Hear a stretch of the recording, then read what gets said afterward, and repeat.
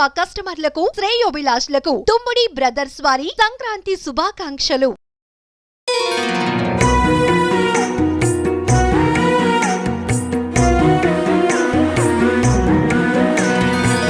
జై శ్రీకృష్ణ.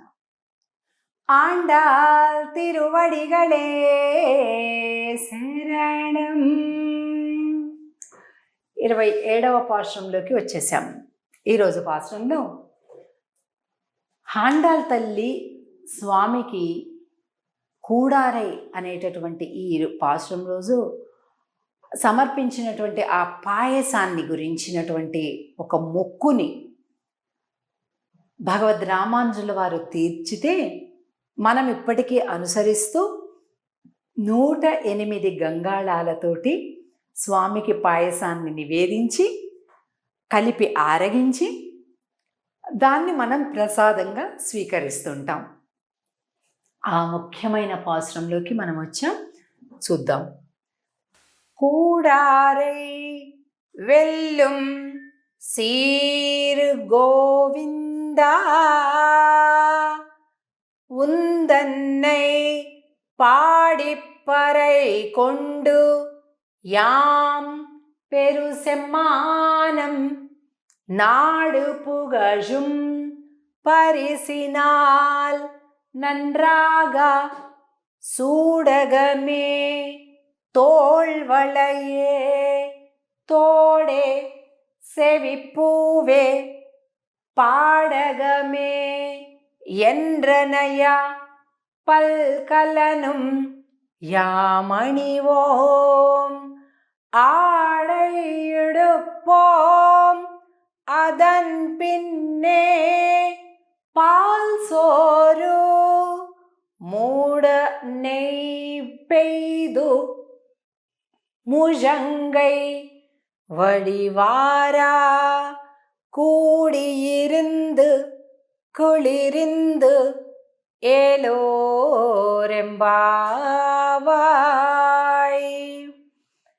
ఈ పాశ్రం రోజు నివేదించేటటువంటి పాయసం ఏదైతే ఉందో అది చాలా ప్రత్యేకమైనటువంటి ఒక రుచిని కలిగి ఉంటుంది. అది అందరూ కూడా అనుభవించే ఉండొచ్చు. ఎవరైనా ఇంతవరకు చేయకపోతే ఇప్పుడు అది ఆస్వాదించండి.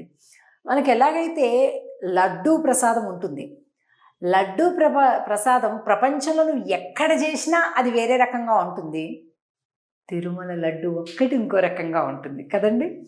అలాగే పాయసం అనేది నువ్వు ఏ ప్రాంతంలో ఎక్కడ ఎలా చేసినా అవన్నీ వేరే రుచి ఉంటుంది. కూడారై రోజు ఏ ఆలయంలో చేసినప్పటికీ కూడా ఈరోజు ఈ పాయసం చాలా ప్రత్యేకమైనటువంటి రుచి ఉంటుంది. ఇంకా అసలు తమిళనాడు వైష్ణవ అయ్యంగార్లు చేసినటువంటి ప్రసాదం అయితే అసలు నోటి ఒక మాటతో చెప్పలేమన్నమాట, అంత బాగుంటుంది.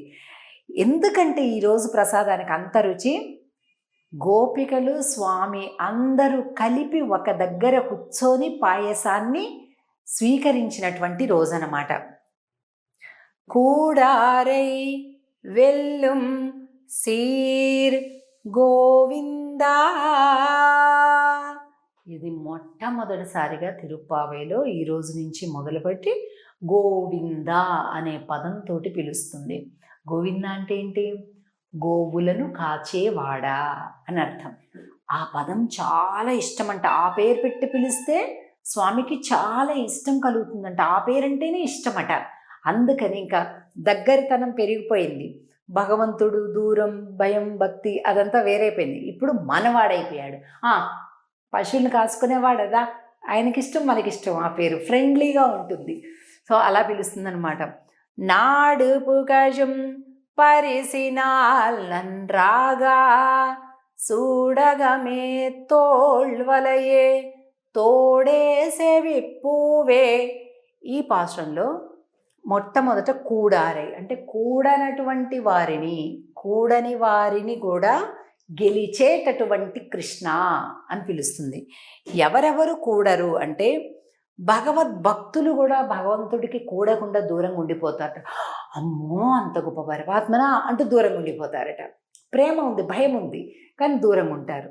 ఇంకొంతమంది చాలా ప్రేమించేవాళ్ళు, ఇప్పుడు ఆండాల్ తల్లిలాగా సత్యభామలాగా చాలా ప్రేమించే వాళ్ళు కూడా దూరంగా ఉంటారట. ఎందుకో తెలుసా?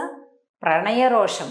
ఏమిటి మనం వెళ్ళేది ఏమిటి, ఆయన దగ్గరికి ఆయనే రావాలి అంటూ వాళ్ళు కూడా దూరంగా ఉంటారట.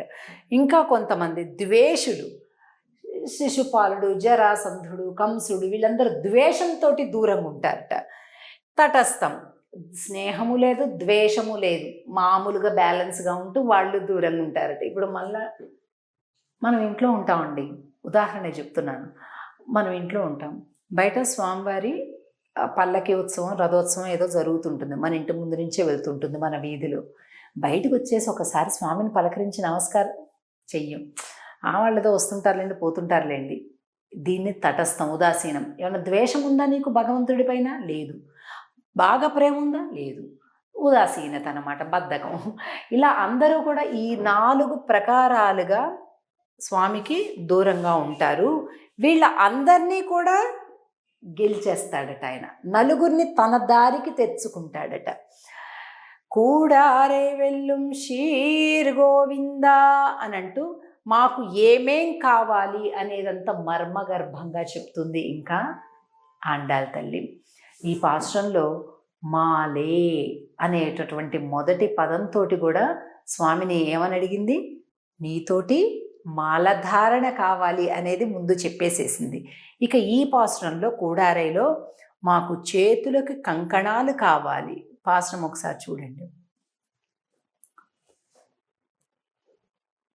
యాం పెరు సమ్మానం, మాకు నీతోటి మంచి సన్మానం కావాలి. ఎలాంటిది? సూడగమే తోళ్వలయే తోడేసెవి పూవే, ఇవన్నీ అనమాట. అదేమో తమిళ భాషలో ఉంది, ఇదేమో తెలుగులో అనమాట. చేతులకి కంకణాలు కావాలి, మాకివ్వు. చేతులకి గాజులు కావాలి, భుజాలకి భుజకీర్తులు, అరవింకీలు కావాలి, చెవులకు సెవి పువ్వే, చెవులకు పెట్టుకునే పువ్వులు ఇలా దిద్దుల్లాగా అవి కావాలి, దిద్దులు కావాలి, కమ్మలు కావాలి, పైన పెట్టుకునేవి కావాలి, కింద పెట్టుకునేవి కావాలి. అలాగే పాదాలకు పెట్టుకునే ఆభరణాలు కావాలి, పట్టు వస్త్రాలు కావాలి. ఇన్ని రకాలుగా మాకు అన్నీ కావాలి అని అన్నది అంటే అర్థం ఏంటంటే, పాదాలకి ఆభరణాలేంటి? స్వామి దగ్గరికి నడవటం. చెవులకి ఆభరణం ఏంటి? మంత్ర ఉపదేశం. చేతులకి ఆభరణాలేంటి? నమస్కారం. భుజములకు ఆభరణాలేమిటి? స్వామి దగ్గరికి పుష్పాలను తీసుకెళ్ళి సమర్పించటం, ఇదే ఆభరణం. మాకు అన్ని సేవలు కావాలి, అన్నీ కావాలి, ఎప్పుడు కావాలి, ఇంకా కావాలి, ఇంకా కావాలి. ఉన్నాడు కదండి ఎదురుగానే పరమాత్మ, కానీ ఇంకా కావాలి. ఇది భక్తి అంటే. మనకి పూజ చేసేదే ఆయన దగ్గర నుంచి ఇంకా కొన్ని వాంటింగ్ లిస్ట్ అడగడానికి మనం ఇలా ఉంటాం. కానీ ఆండాళ్ తల్లి ఎలా ఉంది?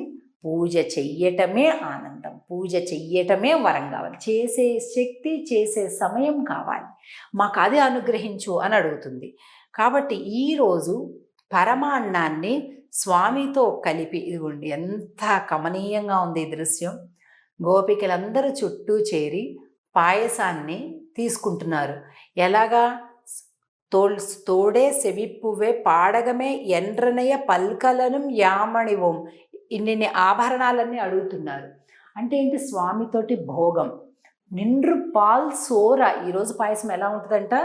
చేతిలో ఇలా తీసుకోవాలి, స్పూన్స్తో తినకూడదండి ఈరోజు, తప్పనిసరి గుర్తుపెట్టుకోండి. చేతితోటే తీసుకోవాలి. ఇలా ఉంటే పాలు నెయ్యి ఇలా కారిపోవాలట, దాన్ని మళ్ళీ ఇలా నాకాలట. ఈరోజు ప్రసాదం తీసుకునే పద్ధతి అండి, సిగ్గుపడద్దు, ఇలాగే తీసుకోవాలి.